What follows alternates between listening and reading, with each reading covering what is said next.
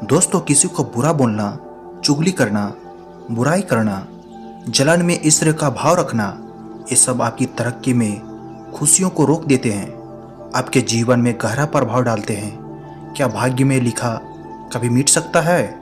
आज की सुंदर कहानी में आपको पता चलेगा कि जो कुछ भी हमारे जन्म से पहले लिखा जा चुका होता है, क्या उसको मिटाया जा सकता है? अगर आप यह सब कुछ जानना चाहते हैं तो इस सुंदर कहानी को कृपया अंत तक जरूर सुने। दोस्तों, ये कहानी बड़ी ही शिक्षाप्रद, महत्वपूर्ण और ज्ञानवर्धक है। मेरा आपसे निवेदन है कि कहानी के अंत तक हमारे साथ में बने रहना। नमस्कार दोस्तों, पूजा इंस्पायर्ड यूट्यूब चैनल में आपका दिल से स्वागत है। अब देर ना करते हुए कहानी शुरू करते हैं। प्राचीन समय की बात है। एक गांव में रामू नाम का गरीब किसान रहता था। उसके परिवार में सिर्फ वह और उसकी पत्नी रहती थी। किसान के घर में बहुत समय के बाद एक लड़के का जन्म हुआ। किसान और उसकी पत्नी बहुत खुश थे। सभी आसपास के लोग किसान को बधाई देने के लिए आ रहे थे। एक दिन सुबह का वक्त था। तभी किसान के घर के बाहर एक साधु ने भिक्षा के लिए आवाज लगाई। किसान के घर में आज खुशी का दिन था, इसलिए उसने साधु महाराज को अंदर बुला लिया और उन्हें बैठने के लिए कहा गया।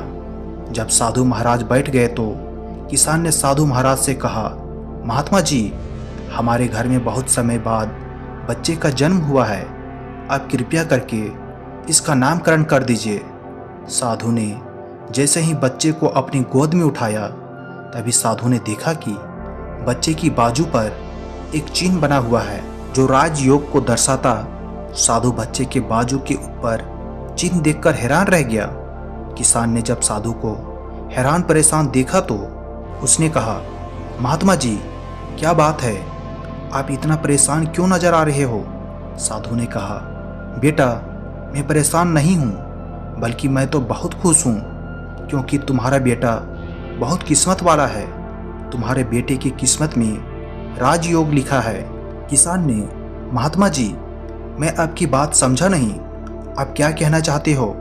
साधु ने कहा, बेटा, तुम्हारा पुत्र एक दिन राजा बनेगा। इसका विवाह 16 वर्ष की आयु में इस राज्य की राजकुमारी के साथ होगा और फिर यह इस नगर का राजा बन जाएगा। साधु की बात सुनकर रामू बहुत खुश हुआ। जब गांव के लोगों को पता चला कि रामू का बेटा एक दिन इस नगर का राजा बनेगा तो सभी लोग उसको देखने के लिए आने लगे। एक दिन की बात है। उस नगर का राजा हिरन का शिकार करता करता काफी दूर जंगल में निकल गया, लेकिन हिरन राजा के हाथ नहीं आया। राजा को हिरन का पीछा करते करते प्यास लग गई थी, लेकिन राजा को आसपास कोई नदी या तालाब भी नहीं मिला जहां से वह पानी पी सके। राजा काफी समय से जंगल में इधर उधर घूम रहा था। राजा पानी की तलाश में भटकता हुआ उसी गांव में पहुंच गया जहां रामू रहता था। तभी राजा की नज़र एक महात्मा के ऊपर पड़ी। राजा ने महात्मा से पानी मांगा। महात्मा ने राजा को रुकने के लिए कहा और अपनी कुटिया के अंदर से पानी लेने के लिए चला गया। महात्मा ने पानी लाकर राजा को दिया। राजा पानी पीने लगा। पानी पीने के बाद राजा ने देखा कि बहुत सारे लोग बाहर इकट्ठा होकर जा रहे थे। राजा ने महात्मा से उन लोगों के बारे में पूछा तो महात्मा ने कहा, यह सभी रामू के घर जा रहे हैं, क्योंकि उसके घर में एक बहुत ही किस्मत वाला बच्चे का जन्म हुआ है और एक साधु बाबा ने उसके बारे में भविष्यवाणी की है। राजा ने पूछा, बाबा, ऐसी कौन सी भविष्यवाणी की है जिसके कारण सभी लोग वहां जा रहे हैं? महात्मा ने कहा, साधु बाबा ने बताया है कि जब रामू का बेटा 16 साल का होगा तो उसका विवाह इस राज्य के राजा की पुत्री के साथ होगा और उसका पुत्र इस राज्य का राजा बनेगा। महात्मा की बात सुनकर राजा को बहुत गुस्सा आया कि आखिर एक मामूली किसान का बेटा उसकी पुत्री के साथ विवाह कैसे कर सकता है। राजा ने महात्मा से कहा, महात्मा जी, मैं ही इस राज्य का राजा हूँ और आप क्या सोचते हो, एक मामूली किसान के बेटे के साथ मैं अपनी बेटी की शादी कर दूंगा? महात्मा ने कहा, राजन, जो इस बच्चे के भाग्य में लिखा है उसे कोई नहीं मिटा सकता। राजा को अपनी ताकत पर बहुत घमंड था। उसने कहा, महात्मा जी, मैं भगवान का लिखा हुआ आपको मिटा कर दिखाऊंगा। महात्मा ने मुस्कुराते हुए कहा, राजन, मैं भी यही हूँ और आप भी यही हो, देखते हैं। राजा ने महात्मा को प्रणाम किया और वापस अपने राजमहल चला गया। रात को राजा को नींद नहीं आ रही थी। वह यही सोच रहा था कि किसी भी हालात में उस साधु की भविष्यवाणी को सच नहीं होने देनी है। अगले दिन राजा अपना वेश बदलकर रामू के गांव में पहुंचा। लोगों से पूछता पूछता राजा रामू के घर पहुंचा। राजा ने रामू के घर के बाहर जाकर उसे आवाज़ लगाई। रामू उसकी आवाज़ सुनकर घर से बाहर आया और उसने पूछा, आप कौन हो और किस लिए आए हो? राजा ने कहा, मैं सेठ हूँ और मेरा खुद के कपड़े का व्यापार भी है और पास के ही गांव में रहता हूँ। मैंने लोगों से सुना है कि तुम्हारे घर में एक तकदीर वाला बच्चे का जन्म हुआ है और उसकी किस्मत में राजयोग लिखा हुआ है। रामू ने कहा, हाँ सेठ जी, आपने सही सुना है। राजा ने रामू से कहा, अगर तुम बुरा ना मानो तो एक बात कहूँ? रामू ने कहा, हाँ सेठ जी, बोलो। राजा ने कहा, तुम अपना बच्चा मुझे दे दो। इसके बदले में मैं तुम्हें बहुत सारा धन दूंगा और तुम्हारे बच्चे का पालन पोषण भी करूंगा। रामू की पत्नी ने कहा, नहीं सेठ जी, मैं अपना बच्चा आपको नहीं दे सकती। राजा ने कहा, तुम एक मामूली से किसान हो, तुम अपने बच्चे का पालन पोषण अच्छी तरह से कैसे कर सकोगे? रामू ने सेठ की बात सुनकर कहा, हाँ सेठ जी, आप ठीक कहते हो, हम इस बच्चे का पालन पोषण अच्छी तरह से नहीं कर सकेंगे। रामू की बात सुनकर उसकी पत्नी ने कहा, ठीक है सेठ जी, मैं आपको अपना बच्चा देने के लिए तैयार हूँ, लेकिन जब यह 16 साल का हो जाएगा तब आप मुझे इसे वापस कर दोगे। राजा ने कहा, हाँ ठीक है, जब तुम्हारा बच्चा 16 वर्ष का हो जाएगा तो मैं इसे तुम्हें वापस कर दूंगा। यह कहकर राजा ने बच्चे को ले लिया और वहाँ से चला गया। राजा अपने साथ बच्चे को लेकर एक नदी के पास पहुँचा। राजा ने सोचा था कि वह बच्चे को नदी में छोड़ देगा और उसकी मृत्यु हो जाएगी, लेकिन बच्चे का मासूम चेहरा देखकर उसको नदी में छोड़ने की हिम्मत नहीं हुई। बहुत सोचने के बाद राजा ने लकड़ी का एक संदूक लिया और बच्चे को संदूक में बंद करके पानी में बहा दिया। राजा ने सोचा, संदूक गहरी नदी में जाकर अपने आप ही डूब जाएगा और यह बच्चा मर जाएगा। यह सोचकर राजा अब निश्चित होकर वापस राजमहल में चला गया। अब यह बच्चा वापस नहीं आएगा और मेरी बेटी के साथ इसकी शादी भी नहीं होगी। मैंने भाग्य का लिखा हुआ मिटा दिया। उधर वह संदूक बहता हुआ एक नदी के किनारे पर जा पहुंचा, जहां पर एक धनवान सेठ सूर्य देवता को जल चढ़ा रहे थे। उस सेठ ने जब संदूक को खोलकर देखा तो उसके अंदर एक बच्चे को देखकर हैरान हो गए। उस सेठ की कोई संतान नहीं थी। सेठ उस बच्चे को अपने घर ले गया। सेठ की पत्नी बच्चे को देखकर बहुत खुश हुई। उसने जब सेठ से पूछा कि यह बच्चा किसका है, तो सेठ ने उस बच्चे के बारे में बताया कि कैसे उस नदी में बहता हुआ मिला। सेठ और उसकी पत्नी ने बच्चे के लिए भगवान को हाथ जोड़कर धन्यवाद किया। अब वह बच्चा सेठ के घर में पलने लगा। सेठ ने उस लड़के का नाम सूरज रखा था। इसी तरह धीरे धीरे 16 वर्ष बीत गए। सूरज बहुत ही समझदार और बुद्धिमान था। एक दिन सूरज को अध्यापक पढ़ा रहा था। अध्यापक जो कुछ भी पूछता, सूरज तत्काल उसका जवाब दे देता। यह देखकर अध्यापक ने सूरज को कहा, तुम तो बहुत ही समझदार और ज्ञानी हो, तुम आगे चलकर बहुत बड़े आदमी बनोगे। अध्यापक सूरज की प्रशंसा कर रहा था कि तभी वहाँ से वही राजा गुजर रहा था जो किसी दूसरे राज्य में किसी काम से जा रहा था। राजा ने जब सूरज की तरफ देखा तो राजा वहीं पर रुक गया। राजा ने सूरज से पूछा, बेटा तुम कौन हो और कहाँ रहते हो और तुम्हारे पिताजी का नाम क्या है? सूरज ने कहा, महाराज मैं सेठ हीरालाल का पुत्र हूँ। ये पूछकर राजा वहाँ से चला गया। अपना कार्य करने के पश्चात राजा जब वापस आया तो वह सेठ हीरालाल के घर गया और उसने हीरालाल से कहा, तुम्हारा बेटा बहुत ही समझदार और बुद्धिमान है। सेठ हीरालाल ने राजा की बात सुनकर कहा, महाराज, मैं उसका असली पिता नहीं हूँ। मैंने तो उसे सिर्फ पाला है, लेकिन वह मेरे लिए बेटे से बढ़कर है। राजा ने सेठ हीरालाल से पूछा, क्या यह लड़का आपका पुत्र नहीं है? तो फिर यह लड़का आपको कहाँ से मिला? फिर सेठ हीरालाल ने राजा को सारी कहानी सुनाई कि कैसे वह उसे बहते हुए पानी में एक संदूक से मिला था। जब राजा ने सेठ हीरालाल की बात सुनी तो वह चौंक गया। राजा समझ गया था कि यह बच्चा वही है जिसे मैं 16 साल पहले नदी में बहा दिया था। राजा और सेठ हीरालाल अभी बात कर ही रहे थे कि वहाँ पर सूरज आ गया। राजा ने सूरज को देखा तो उसने सेठ हीरालाल से कहा, सेठ जी, मुझे आगे किसी काम से जाना है। अगर आप अपने बेटे के हाथों में मेरी एक चिट्ठी महारानी तक पहुँचा दो तो उसको मैं 50 सोने की मोहरें दूंगा। सूरज ने यह सुनकर राजा से कहा, हाँ महाराज, क्यों नहीं, मैं आपकी चिट्ठी जरूर पहुंचा दूंगा।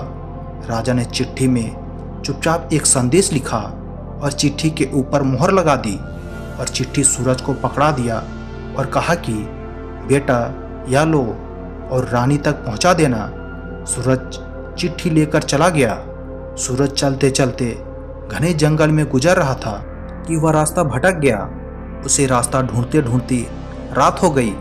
सूरज रात गुजारने के लिए कोई जगह ढूंढने लगा। तभी उसकी नज़र एक झोपड़ी के ऊपर पड़ी। सूरज ने सोचा, मैं रात यहीं पर बिता लेता हूँ। यह सोचकर सूरज घोड़े से नीचे उतरा और झोपड़ी के अंदर चला गया।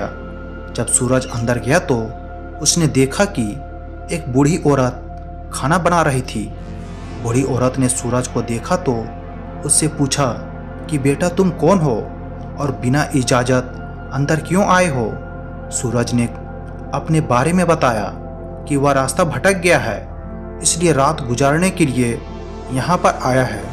सूरज की बात सुनकर बूढ़ी औरत को उसके ऊपर दया आ गई, लेकिन फिर बूढ़ी औरत ने सूरज से कहा, बेटा, तुम्हारा यहाँ पर रुकना ठीक नहीं है, क्योंकि यह डाकुओं का अड्डा है। अभी कुछ ही देर में डाकू आने वाले हैं। यदि उन्होंने तुम्हें यहाँ देख लिया तो तुम्हारे लिए परेशानी खड़ी हो जाएगी। सूरज ने कहा, लेकिन माता जी, इतनी भयानक रात में मैं कहीं और जा भी नहीं सकता। अगर मैं बाहर गया तो जंगली जानवर मुझे खा जाएंगे। इससे अच्छा है मैं यहाँ कोने में जाकर लेट जाता हूँ। यह कहकर सूरज कोने में जाकर लेट गया। कुछ समय के बाद डाकू अपने घर वापस आए। डाकू ने जब घोड़े को बाहर देखा तो सूरज बूढ़ी माता से उसके बारे में पूछा।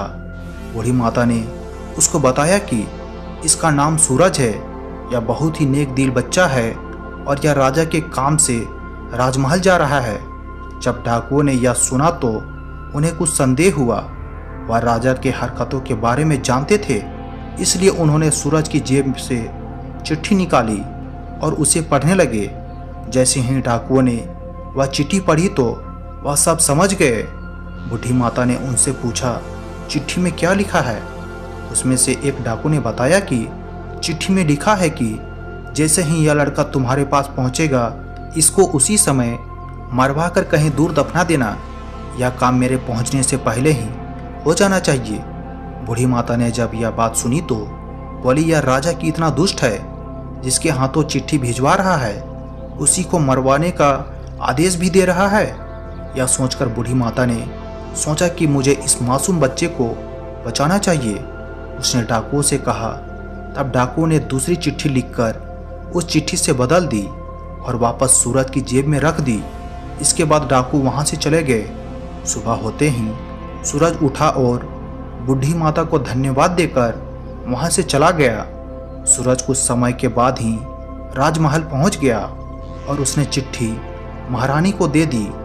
महारानी ने चिट्ठी पढ़ी तो चिट्ठी में लिखा था कि यह लड़का बहुत ही बुद्धिमान और ज्ञानी है। यह राजकुमारी से विवाह करने लायक है, इसलिए मेरा आने से पहले ही तुम इसका विवाह राजकुमारी से कर दो। महारानी सोचने लगी कि आखिर ऐसे कैसे महाराज किसी अनजान से राजकुमारी का विवाह कर सकते हैं। लेकिन फिर उसने देखा कि चिट्ठी पर राजा की मुहर भी लगी हुई थी, इसलिए यह लड़का झूठ नहीं बोल सकता। यह सोचकर महारानी ने राजकुमारी का विवाह उस युवक से करा दिया। कुछ दिनों के बाद जब राजा वापस आए तो उसे पता लगा कि उसकी पुत्री का विवाह उसी युवक से हो गया है। यह सुनते ही राजा गुस्से से आग बबूला हो गया और उसने महारानी से पूछा, तुमने यह सब क्यों किया? तब महारानी ने बताया कि महाराज, जैसे कि आपने चिट्ठी में लिखा था मैंने वैसा ही किया है। राजा ने महारानी को चिट्ठी दिखाने के लिए कहा। जब महारानी ने चिट्ठी दिखाई तो राजा ने चिट्ठी में कुछ और ही लिखा पाया।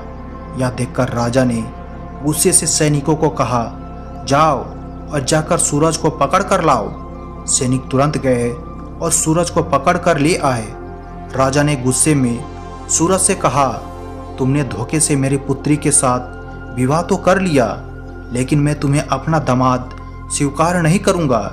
सूरज ने राजा की बात सुनकर, लेकिन महाराज मैंने तो आपके साथ कोई धोखा नहीं किया हूँ। राजा ने सूरज की बात सुनकर कहा, तुम मुझे भी बेवकूफ़ बनाना चाहते हो, लेकिन मैं तुम्हें अपना दामाद स्वीकार नहीं करूंगा। अभी दोनों की बात चल ही रही थी कि एक सैनिक ने आकर राजा से कहा, महाराज बाहर एक महात्मा आए हैं, वह आपसे इसी समय मिलना चाहते हैं। राजा ने महात्मा को अंदर लाने का आदेश दिया। महात्मा जी अंदर आए तो राजा ने उठकर उनको प्रणाम किया और उनके आने का कारण पूछा। महात्मा ने कहा, राजन लगता है आपने मुझे पहचाना नहीं। राजा ने कहा, नहीं महाराज, मैंने आपको नहीं पहचाना। नहीं, महात्मा ने मुस्कुराते हुए कहा, राजन मैं वही हूँ जिसे तुम आज से 16 वर्ष पहले भाग्य का लिखा मिटाने की बात बोलकर आए थे। जैसे ही महात्मा ने यह बात कही, राजा एकदम से चौंक गया। उसे सब कुछ याद आ गया। महात्मा ने मुस्कुराते हुए कहा, क्यों राजन, भाग्य का लिखा मिटा दिया? राजा ने आंखें नीचे करके कहा, नहीं महात्मा जी, मैं भाग्य के हाथों हार गया। महात्मा ने कहा, राजन भाग्य के हाथों कोई नहीं जीत सकता, इसलिए अब सूरज को अपना दामाद स्वीकार करो और अपना राजपाट उसको सौंप दो। राजा ने कहा, महात्मा जी जैसा आपने कहा है वैसा ही होगा। राजा को समझाकर महात्मा जी वहां से चले गए। राजा ने सूरज से माफ़ी मांगी और सारा राजपाट उसे सौंप दिया। तो दोस्तों, कैसी लगी आपको यह कहानी? आप हमें कमेंट सेक्शन में ज़रूर बताना। अच्छी लगी हो तो चैनल को लाइक करके सब्सक्राइब जरूर कर लेना, ताकि अगली वीडियो की जानकारी आपको मिल सके। मिलते हैं अगले दिन नई कहानी के साथ, तब तक के लिए धन्यवाद।